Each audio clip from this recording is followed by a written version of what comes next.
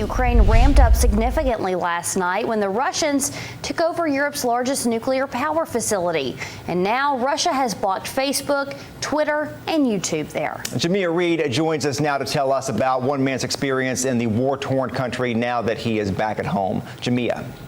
Josh, Latricia, Mark Posey just got home from the Ukraine just 2 days ago, and though he had to cut his mission work short, he says he'll never forget what he saw. It's something that I've never experienced before. Mark Posey has been doing mission work in Ukraine for the past 30 years. During the time, I understood that there was danger and that it could get worse. But I was there purposefully, and I wanted to fulfill the purpose for which I had traveled. The Alabama minister has lectured in Chattanooga churches numerous times. He travels internationally to share his beliefs while doing charitable work. I direct 2 Christian schools that are in Ukraine.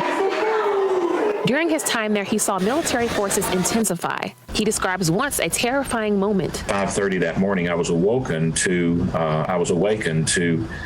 explosions, and of such a nature that rattled the windows and rattled the building. Because the invasion had become more dangerous, Posey says it was clear his time in Ukraine needed to end. Immediately, I received a call from my friends, my translator, the people that travel with me all the time, Marina and Sergey, and they said, we've got to get you to the western part of the country immediately. At one point during his travel across the border into Poland, he was detained under armed guard for not having a Polish visa. When he finally made it through, he saw other Ukrainians trying to escape for their lives. Having seen, thousands and thousands of Ukrainians trying to do the very same thing, that I was privileged. And Posey says the greatest thing that people can do for the people of Ukraine is pray.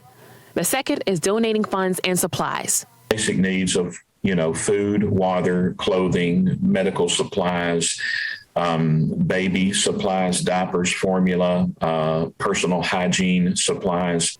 As well as showing their support from here in our community, the Ukrainian Gospel Church in Chattanooga is joining that relief effort. We're collecting cash, we're collecting checks to purchase food within Ukraine itself. A small help during a tumultuous time. A lot of fear. There's a lot of worry. And so it was an experience that was indelibly imprinted upon my heart. We are students! We are students! We are dying! We are dying of cold! We are dying of cold! We are dying of cold! Everybody go down!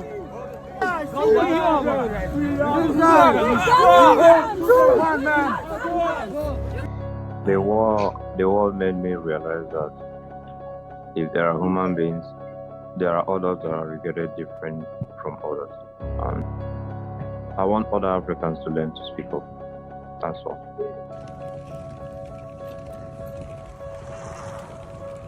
I have never experienced war, and I've watched videos of war. I know how crazy it can be. I don't want to be the collateral damage. And the degrees were like -3, -4. Sometimes I start. I felt so cold, and I couldn't do anything, and sometimes I would be very hungry. But I can't eat.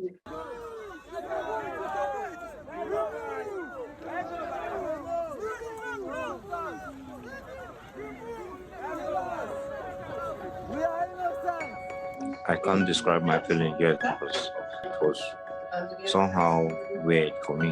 Like you were sleeping, from sleeping, you're packing bags, from packing bags, you're running.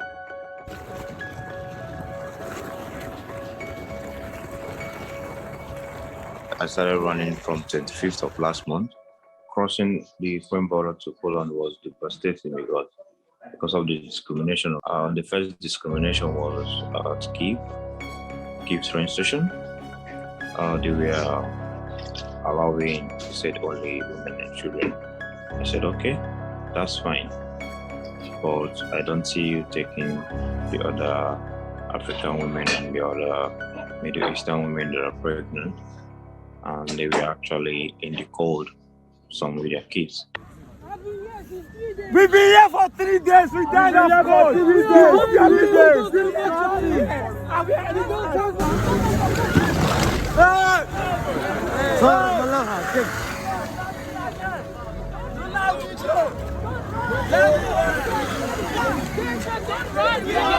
We were shouting. We started moving towards the call the backup, which is the police. When the police came, the police also stood in a shooting position, just like the other one, and he wanted to shoot us. I told him that not only me, we were telling him that he should not try to shoot us because we didn't commit crime, we didn't live in your country illegally. Dude, they can't shoot us on bloody street. Thank you. Thank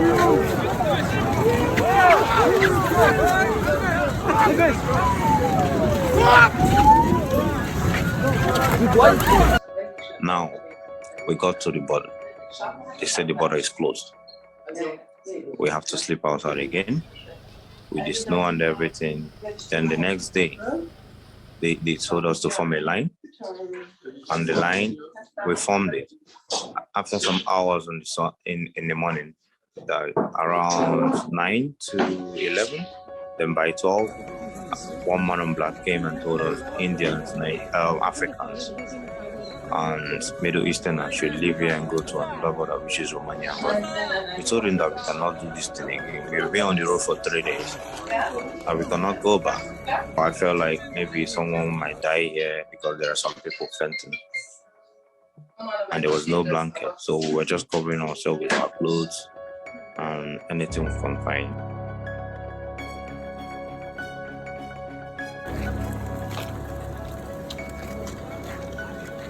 I crossed the Poland, so the next thing I have to do is wait for the war to finish to go back to school or look for another school. AAA reports gas prices haven't been this high in nearly 10 years. They say it's on a rising pace that we haven't seen since Hurricane Katrina. That was in 2005. Sam, what are we seeing at the pumps here in Chattanooga tonight? Josh, Kim, if you're gassing up in Chattanooga this morning, these numbers are pretty painful. The Tennessee state average is currently $3.67, which is about 20 cents lower than the $3.84 national average, but that still represents an 11-cent hike just overnight. Today, I spoke with several drivers here in Chattanooga who say they are feeling the stress and the pressure to change their driving habits. Filling up in Chattanooga this morning is a painful experience. Spend almost $4 for some gas. Oh my goodness. An 11-cent price hike overnight, the largest and fastest since Hurricane Katrina. One day it was $2, and the next day it was like $4. Tennessee's state average is $3.67 for regular gas. While that's almost 20 cents lower than the national average, these prices mark a 30-cent increase from last week. It did rise fast out of nowhere. Asheville native Tia Bowers regularly makes the drive to Chattanooga. Just a few months ago, that drive was manageable. Real cheaper, like maybe $2.95, $3. Today, it's a nightmare. It's just crazy. A quick numbers crunch shows the change. The 196-mile journey in March last year with a $2.64 average would have cost Tia $35. Today, that trip is nearly $50. I try to stay in the house so I don't have to go anywhere. Typical seasonal slow start to increase in gas prices. AAA spokesperson Megan Cooper says prices normally rise this time of year, but several additional factors are hitting the wallets of drivers here at home. Geopolitical tensions through Ukraine and Russia. We're seeing that upward pressure mostly because of the increase in crude oil prices. Skyrocketing oil prices, the Russia-Ukraine conflict, global uncertainty, driving prices higher than normal. Anytime that there is that hesitancy or uncertainty and really volatility in the market, we start to see those prices increase. And for now, those costs are here to stay. It's not very likely that we're going to see any relief at the pump anytime soon. It's already at $35. It's going to be 40. I know. I'm stopping it at 40. I'm not putting 40, no more than 40.